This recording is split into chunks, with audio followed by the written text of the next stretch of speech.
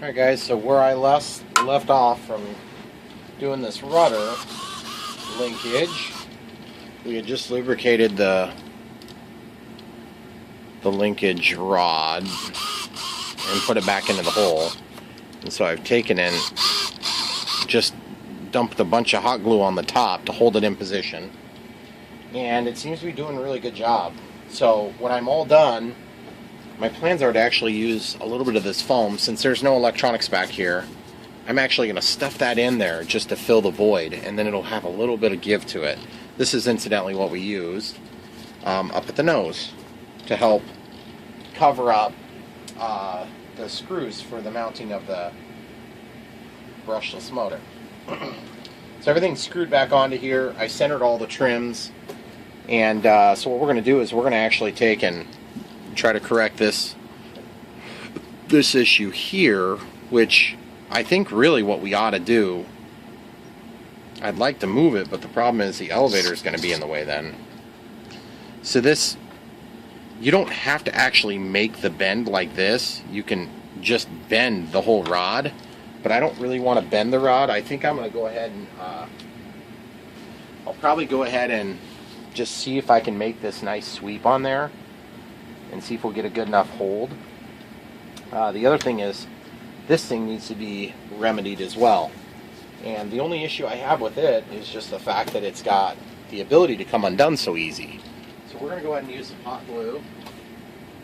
Hot glue is kind of an easy thing to use because if you don't like the way it works, a lot of times you can get it off of there fairly good. So I'm just going to glue the back side of this adapter. Just a little bit along the top.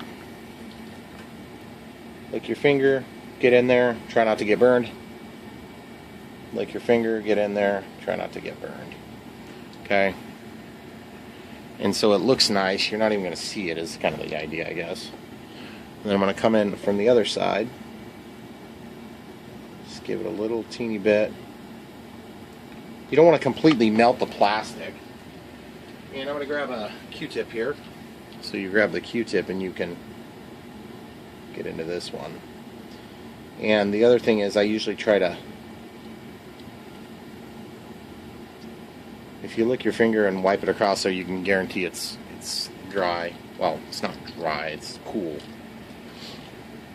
Okay, so then that feels a whole lot better already. And I am in the high setting on my gun, which this is a Sure Bonder, nothing special. Hot glue gun. And then on this side, I'm going to go ahead and just do this down toward the base of the control rod, or the control linkage, rather. Sorry. I'm going to fold this over so I can keep the hot gun away from the control surface. We'll grab a brand new Q-tip. We'll sweep this along here, spinning it as we go. And then sweep it along here, spinning it as we go. That'll take off tons of excess, but we'll still get a good bond there.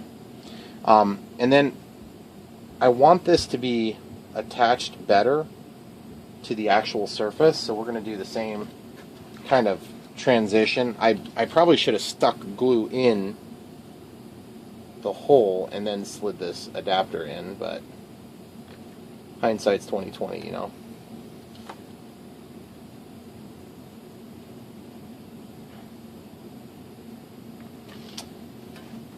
Okay. Swipe off any extra. You can take that hot glue and you can rip it off the Q-tip and keep using it, which is kind of nice, because otherwise you'll go through about 4 trillion Q-tips.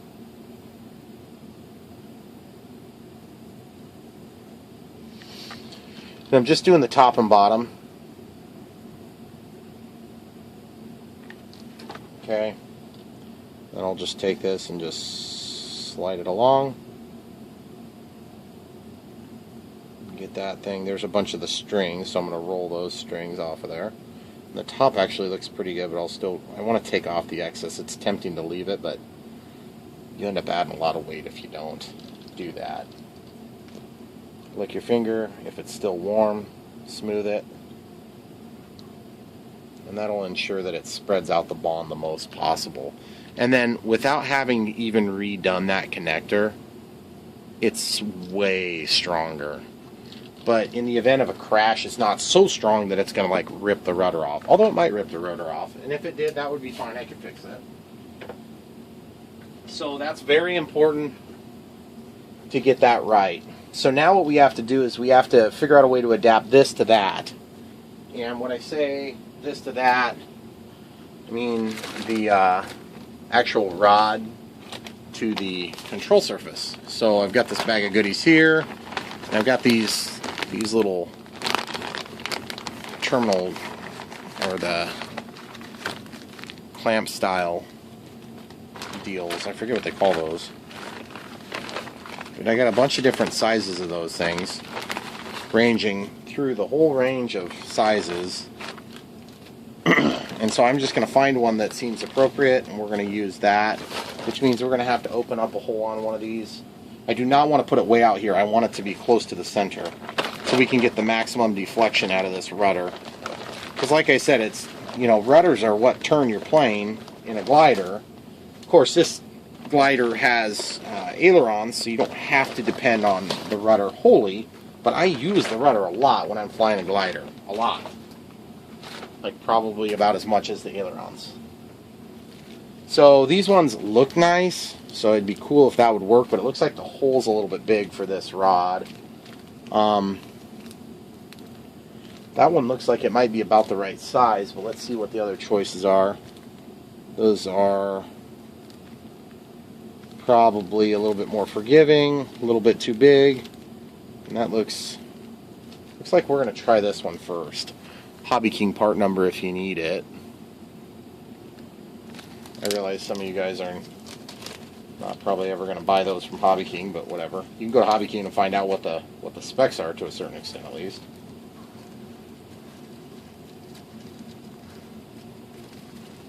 So what we're going to do is probably when we're done with this rudder, I might just duplicate the process on the elevator. Ooh, it looks like that might not be quite big enough. Nope, it's perfect. Okay, so you see how that slides on there. So now we'll probably, normally I would want it to be on the top, but it's going to make it bend a lot to go to the top. So I'll go ahead and leave it on the bottom. And before I cut this off, I'm going to get my pilot hole drilled to receive this end of the device here. So now there's a couple of different ways to drill this pilot hole. But the way I prefer when I'm drilling such a small hole in plastic is I'll heat this tip and just open up the hole that way. I find it a lot easier than trying to use a little 1mm drill bit or 1.5. So I just use a little torch like so. Heat the tip. Doing it off camera so it's nice and hot.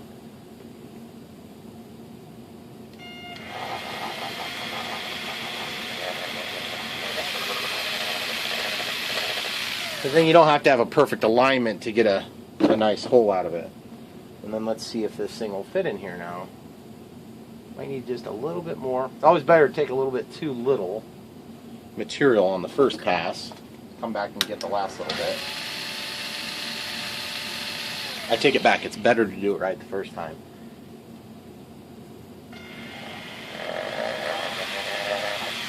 But what I mean by that is I'd rather have material to take away than have overdone it so much that it's not usable.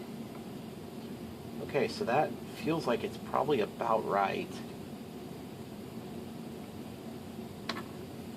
Okay, so we need to go just a touch more.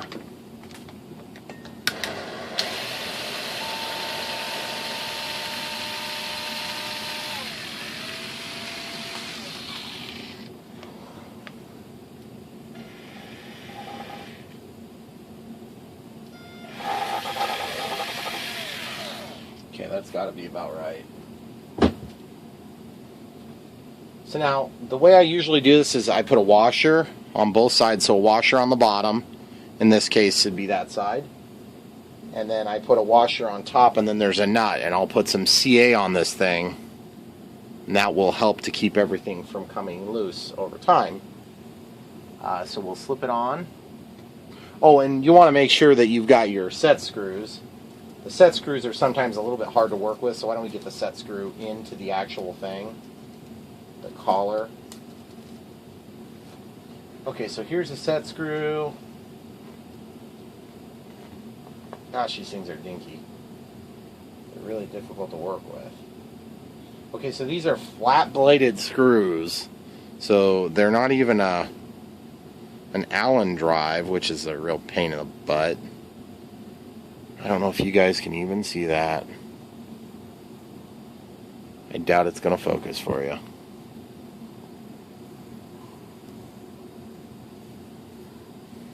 But either way, you can take my word for it, it's so dinky. So basically what that means for us is that you got to have a pretty small screwdriver to get in there and tighten this when you're done. So I'm going to go until I can see it start blocking the light, and I'm just making sure it can go past, and it did. So we're good there. Now we're going to feed this onto the rod, which we'll cut when we're all done. Then I'm going to feed this rod into this new hole that we've created. Sorry I'm blocking you for a second, guys.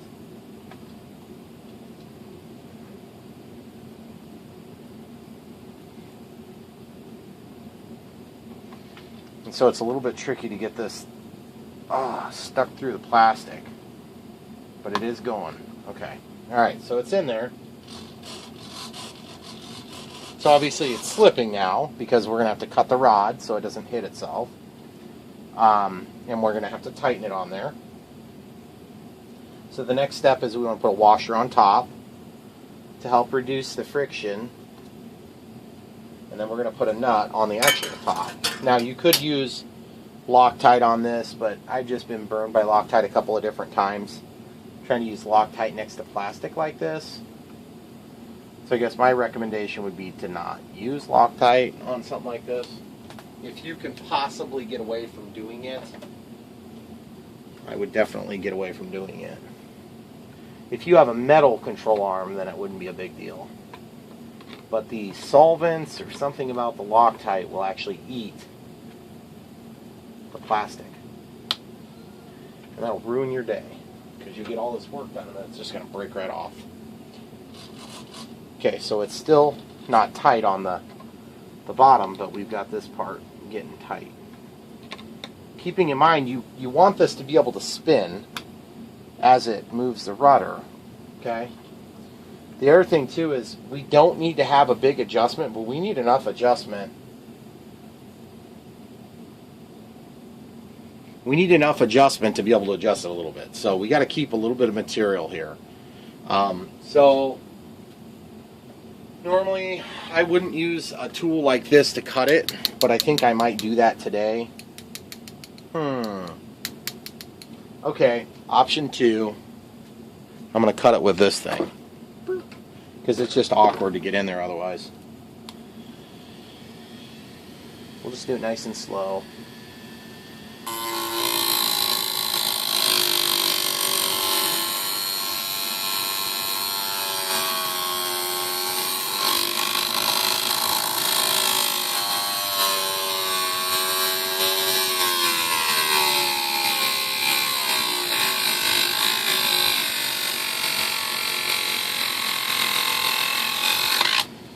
Okay, so you could see I was resting it up against my thumb. That helps me to stop hitting the rudder when I'm done with the cut. And then the second thing I want to do is, now that we have this assembled, I could hypothetically cut this off. And I think I'm going to do it now.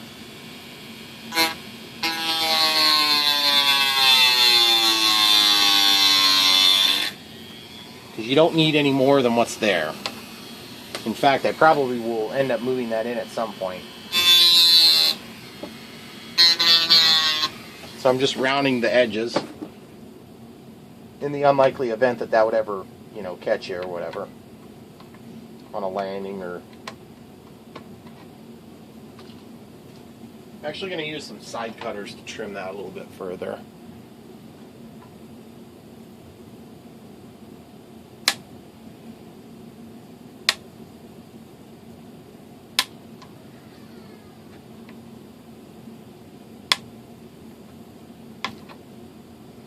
Okay, so that's cut.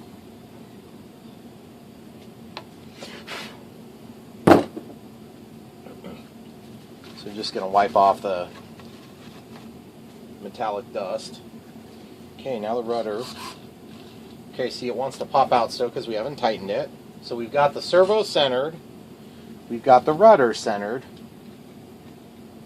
Oh shoot, the set screw fell out already. That's convenient. Here it is. That was lucky. So I'm going to take and hold that with the tip of my finger so I can get that aligned in there.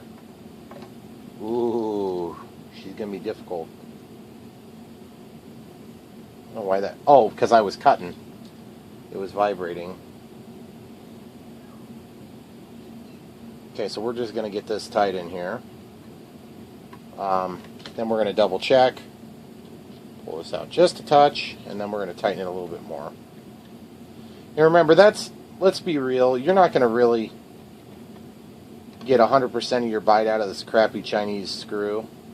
So what you're going to do is you're probably going to glue both sides anyway.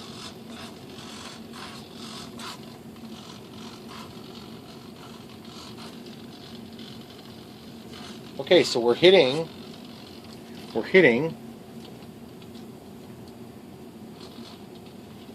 on the frame of the wing. And then we're also moving, see? So the rod is actually in here.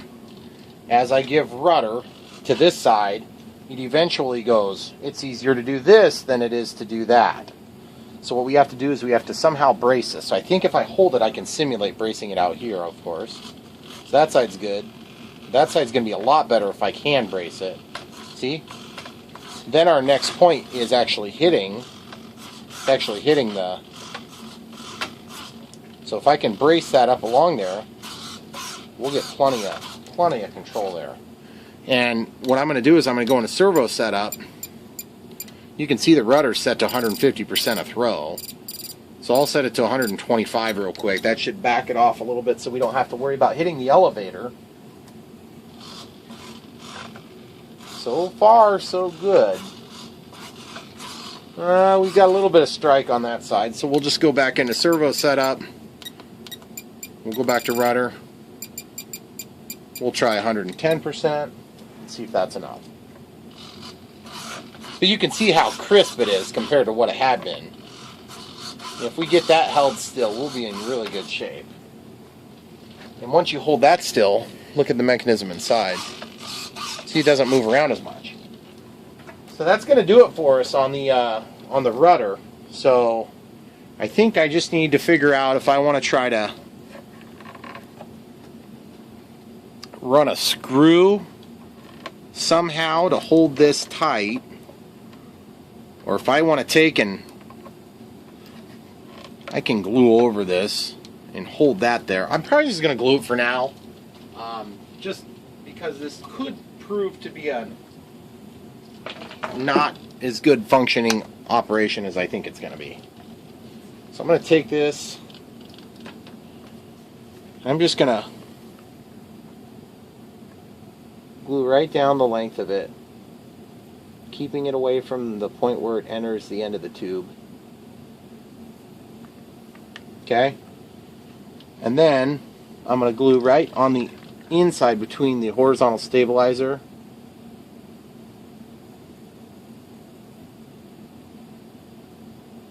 and maximizing the contact area. I want to try to keep it as clean and clear as possible. And in this case, I normally wouldn't do this either, but I'm going to go ahead and go over the top of this for extra maximum contact area. One thing too to keep in mind, hot glue is relatively heavy, guys. You can use other materials that aren't quite so heavy if you're going for like real high performance setup. But hot glue is nice because you can take it off if you really need to.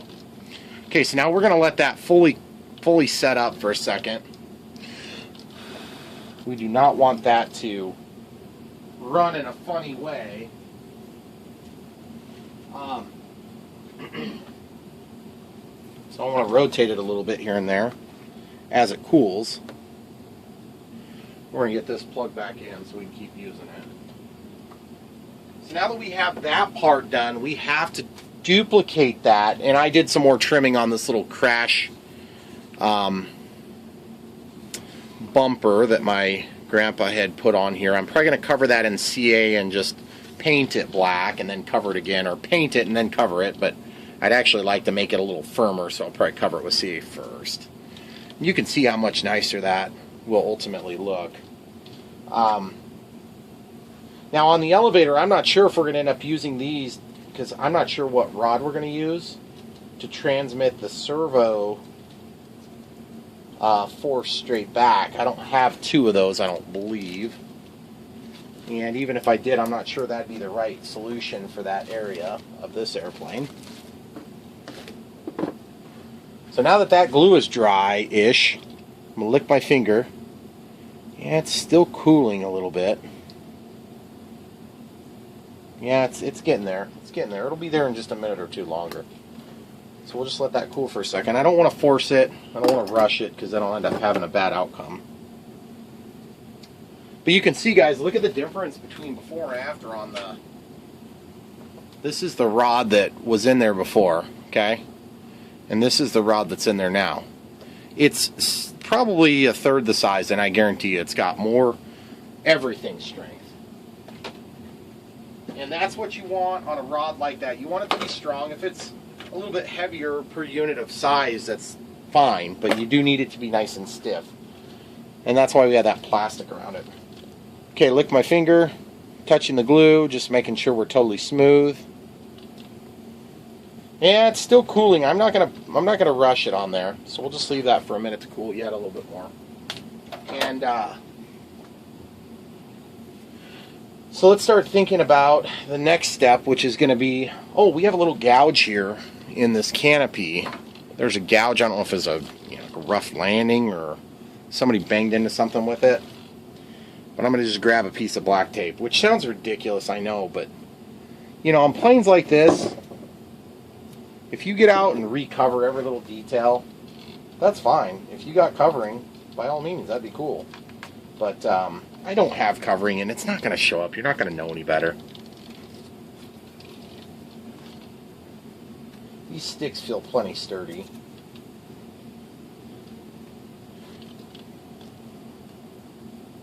It's getting there. Getting real close, guys.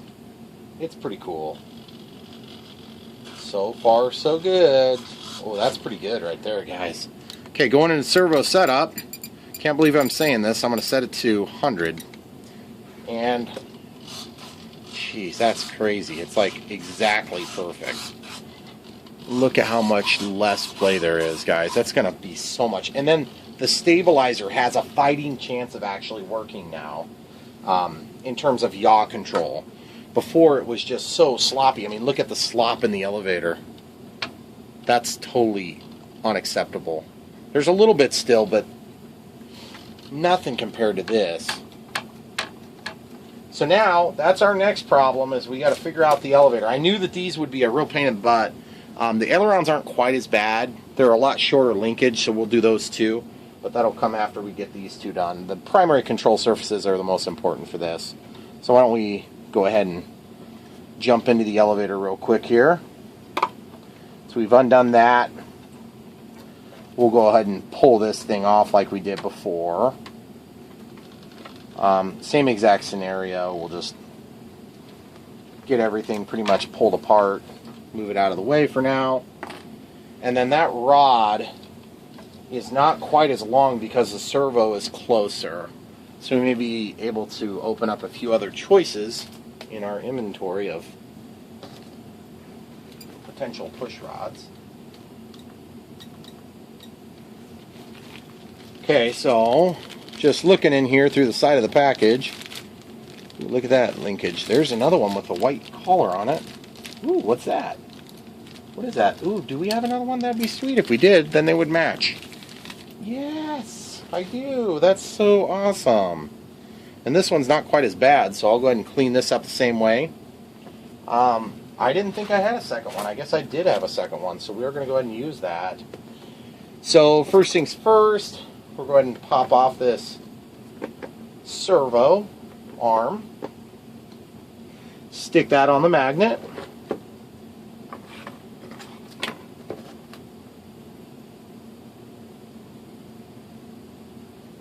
This was the extras, incidentally, from the rest of that project. I'm just going to slide that in there. Sometimes it helps to have a little piece of that, because then you can just guide it right before you get to your control. And sometimes you'll actually cut in and out of this, and so you'll just guide it here, and then you'll let it flop around if it's a tight spot, or it's going straight. And then you'll put another section of it. But you have to have the plane on, I mean, it's got to be opened up still. Okay. Oh, this one's way better. There's a little bit of debris on there, but it's nothing like the other one was. The other one was horrible. I remember on my Clouds Fly, the ANX Clouds Fly, I had problems with that when it was first brand new.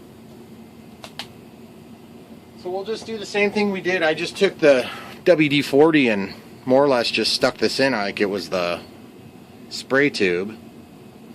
And I went and held it over the garbage can, which I'm going to do that again. And then sprayed in there.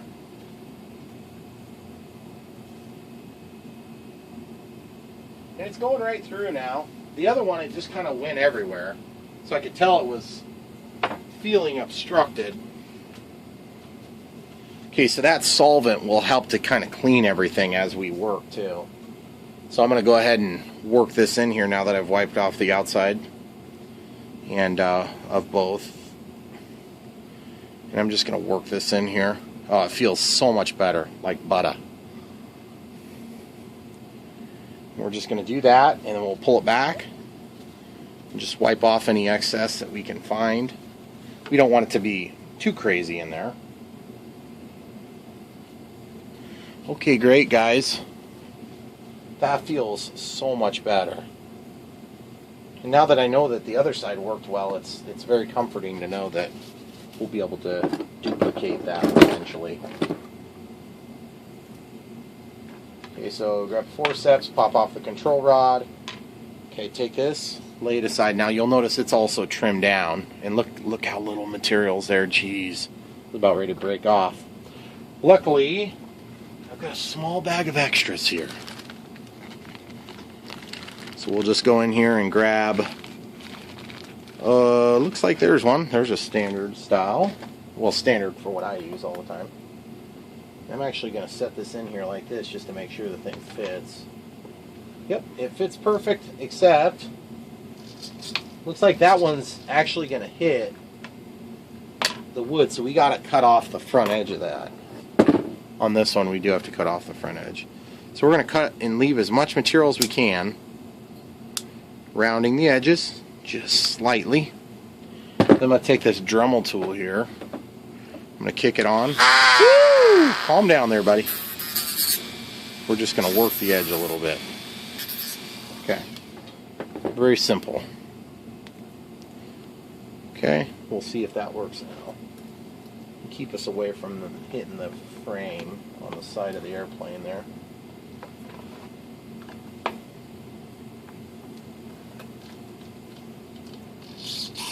Yep, now that'll fit perfectly fine. And we'll go into the first hole on that one if we can. So let's get that back out of there.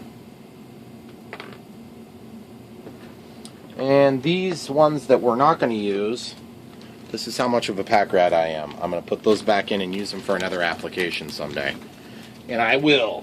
Just believe me, guys. Okay, so now I got to figure out how to get that rod out of the plane, which is going to be a pain in the butt. Maybe this time might be a little bit easier because I can... Well, that feels like it's going to maybe be easier. It's got less bends in it, I think. Maybe I should just try sticking this down there. I bet it's going to be a huge, miserable failure. Are you kidding me? Yeah, that's going to be very difficult to get it out the end. If you ever run into a situation like that, you need to buy yourself one of these cameras. I have an Android telephone. So if you had a smartphone that was an iPhone, you can get these too for iPhone. It's like $7. And it's an endoscope camera is what it's called. Awesome buy. You can stick that thing in there. It's got a light on the end. It's very bright. It works very well. The only thing that's annoying is the free app puts an advertisement that gets in the way, it seems like, all the time on the screen. And so you kind of have to move the camera to avoid the stupid advertisement. So anyway, get that, and you will not be dissatisfied. You'll need it a lot less frequently than you probably imagine, but when you do need it, it's just a lifesaver. Alright, so guys, we're about out of time on this video. You get the point. I'm going to go ahead and end it here, just so I don't have a memory issue. Thanks a lot for watching. Don't forget to like and subscribe. I really appreciate you sticking in there for these long, obnoxiously boring videos.